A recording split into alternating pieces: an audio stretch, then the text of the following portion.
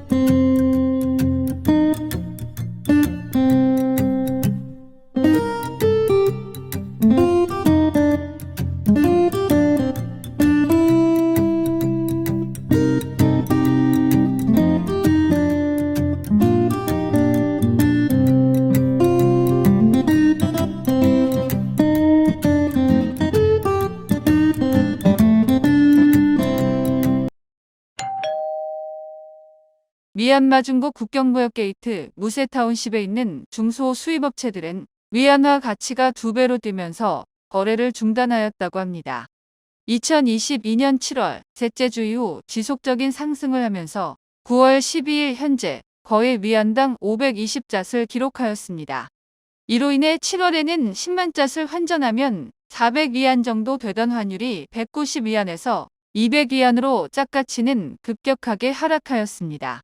지역 수입업체들은 과거에는 10위안에서 20위안 정도 변동폭이 있었으나 이렇게 큰 폭으로 잣가치가 하락한 사례는 없었다고 말하고 있습니다.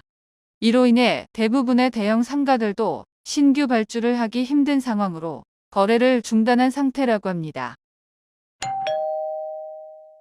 국민통합정보는 사가잉 지역 인마빈 국민방위군의 살인사건에 대한 조사 결과를 발표하였습니다.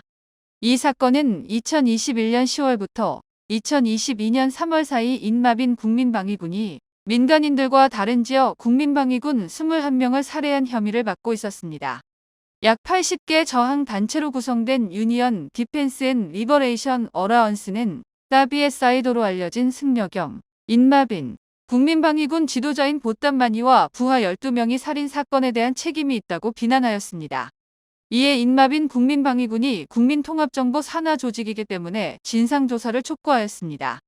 2022년 3월 초 국민통합정보는 국방부 차관을 위원장으로 한 진상조사위원회를 구성하고 1차 성명서를 발표를 하였으나 21명이 살해된 것이 아니라 10명이었다고 밝혔습니다.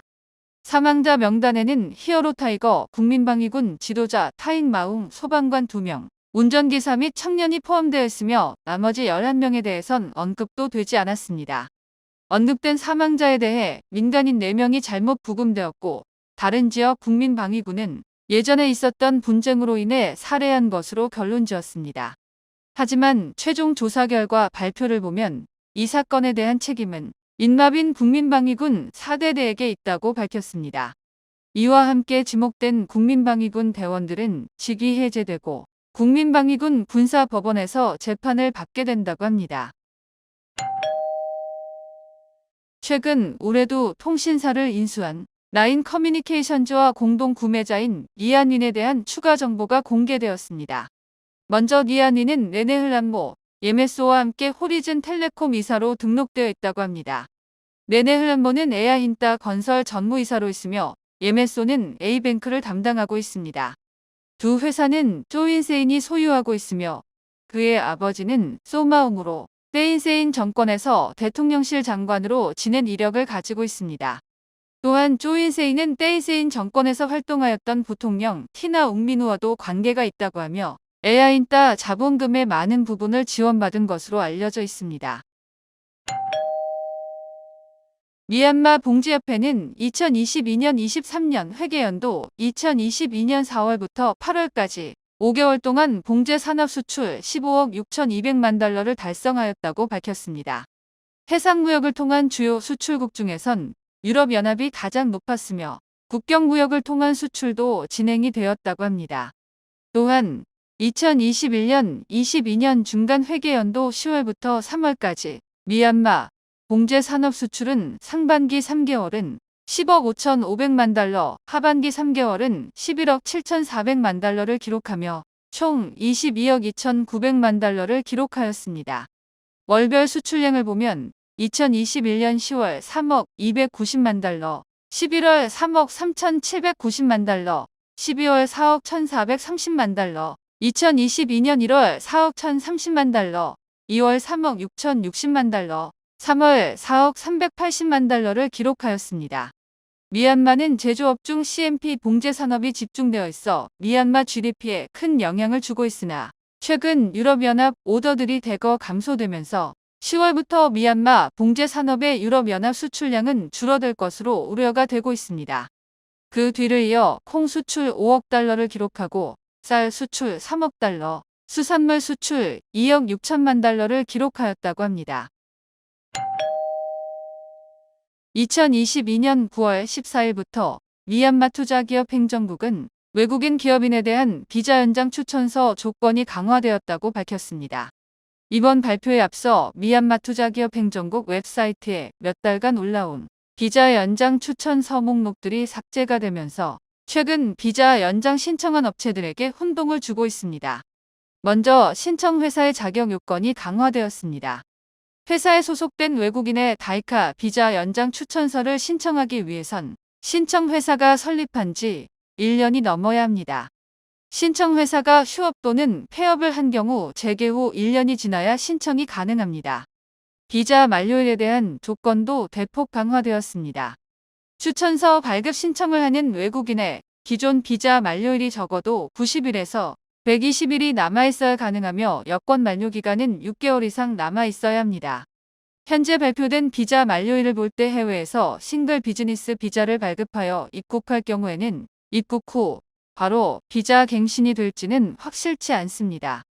기존 비자 신청의 경우 한 달이 남지 않아도 신청이 가능했으나 다시 외국인에 대한 비자 연장 조건이 강화된 셈입니다. 제출해야 할 구비 서류도 대폭 강화되었습니다. 추가된 서류를 보면 외국인 재직자에 대한 이력서, 회사 내 직무에 대한 권한, 고용계약서, 학위증명서, 부양가족에 대한 가족관계 증명서가 있습니다. 또한 2차 연장 시에는 소득세 납부 증명서도 제출을 해야 한다고 합니다. 미얀마 투자위원회를 통해 허가를 받은 회사는 지정 웹사이트를 통해서만 신청이 가능하다고 합니다. 또한 다이카를 통해 설립한 회사는 기존 웹사이트를 통해 신청이 가능하지만 기존 규정을 충족하지 못하는 경우 추천서 발급을 거절할 수 있다고 밝히며 앞으로 미얀마 내 비자 연장을 위한 비자 연장 추천서 발급이 까다로워질 것으로 예상되고 있습니다. 미나웅 흘러잉 위원장의 러시아 언론사와의 인터뷰 내용이 공개되었습니다. 위원장은 미국 중국 관계에 대한 본인의 생각을 밝히면서 러시아 침공에 대해선 미국은 무기를 증강하고 있다고 비난하고 중국을 지지한다고 밝혔습니다. 러시아 미얀마 군사협력에 대해 러시아 언론사는 러시아 군 주둔을 허용할 것인지 질의를 하였습니다. 이에 대해 미얀마 헌법은 허용하지 않지만 국가관리위원회는 협력 방안을 모색할 것이라고 답변하였습니다. 미얀마 국내 상황에 대해선 4월 이후 안정화가 되었지만 일부 지역에서는 여전히 불안정하다고 설명하였습니다. 러시아 언론사에서 서방 국가에서 국민방위군과 소수민족무장단체를 지원하는지에 대한 질문에는 국민방위군에게 KIA와 KNU를 제공한 것에 대해 비난을 하였습니다. 아세안 문제에 대해선 위원장은 미국 정부가 아세안 국가들을 통해 미얀마가 러시아와 관계를 맺는 것을 중단하도록 압력을 가하고 있다고 비난하였습니다. 아웅산 수치 전 국가 고문을 비롯한 정치범을 구금하고 정치범 4명을 사형 집행한 것에 대해선 법에 따른 결정이라고 주장하였습니다. 미얀마 재선거에 대해선 미얀마 평화와 안정, 경기 회복에 따라 진행이 될 것이라고 밝혔으며 러시아 언론사에선 빠른 시일 내에 재선거를 실시할 가능성이 낮지 않은지에 대한 질문에는 아직까지 판단하기는 이르다고 답변을 하였습니다.